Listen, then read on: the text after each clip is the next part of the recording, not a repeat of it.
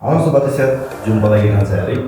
Dalam video kali ini aku akan menjelaskan tahapan-tahapan seperti apa jika teman-teman ingin memulai karir di dunia barista. Nah teman-teman, sebelum masuk ke dalam topik pembahasan, teman-teman di sini juga harus mengetahui bahwa menjadi seorang barista itu tidak selalu hanya tentang membuat kopi, tapi ini adalah seni yang menggabungkan keterampilan teknis dan pemahaman biji kopi.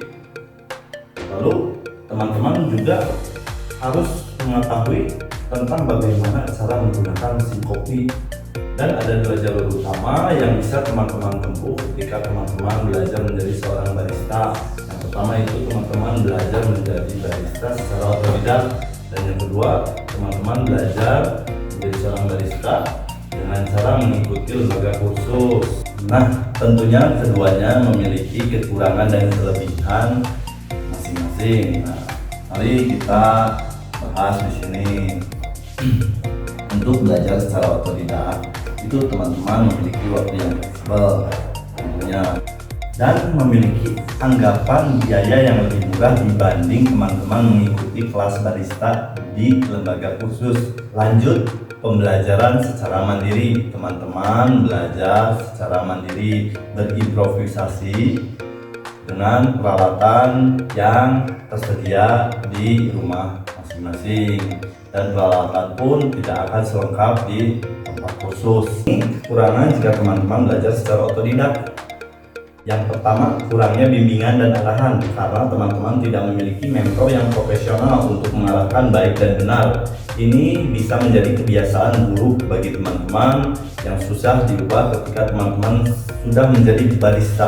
Kedua, itu waktu yang lebih lama, karena metode pembelajaran secara otodidak itu tidak terarah. Biasanya teman-teman loncat-loncat dari A ke C, belajar ke B, ke C lagi, ke A lagi, seperti itu contohnya. Dan yang terakhir itu teman-teman terbatas dengan praktik, makanya belajar di rumah itu akan lebih lama.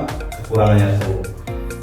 Lanjut kita bahas kelebihan jika teman-teman mengikuti kelas barista di lembaga khusus. Yang pertama, teman-teman itu memiliki bimbingan dari seorang profesional yang sudah berpengalaman di industri barista.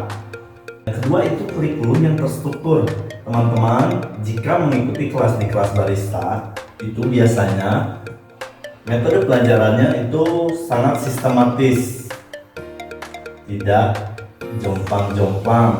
Yang ketiga itu sertifikasi. Biasanya kelas barista itu menawarkan sertifikasi yang bisa menaikkan kredibilitas teman-teman ketika teman-teman akan mulai berkarir di dunia barista. Nah yang terakhir, teman-teman itu bakalan memiliki akses ke peralatan yang sangat lengkap dan profesional. Tentunya ini akan menambah pengalaman yang sangat nyaman ketika teman-teman mengikuti kelas barista. Dan adapun kekurangan ketika teman-teman mengikuti kelas barista, yang pertama itu kelas barista biasanya memiliki biaya.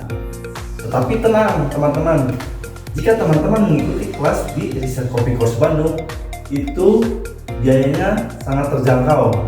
Yang kedua itu masalah waktu. Teman-teman itu tentunya harus menyesuaikan antara waktu kegiatan teman-teman dengan waktu yang akan dilaksanakannya kegiatan khusus.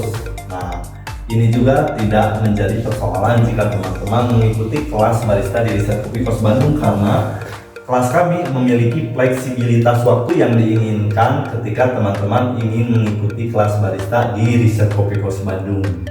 Nah, kesimpulannya, teman-teman jika belajar secara otodidak ataupun belajar dengan mengikuti kelas barista di lembaga khusus itu memiliki kekurangan dan kelebihannya masing-masing. Pilihan terbaik itu tergantung pada kebutuhan masing-masing dan tujuan karir yang akan teman-teman tempuh dan lalui.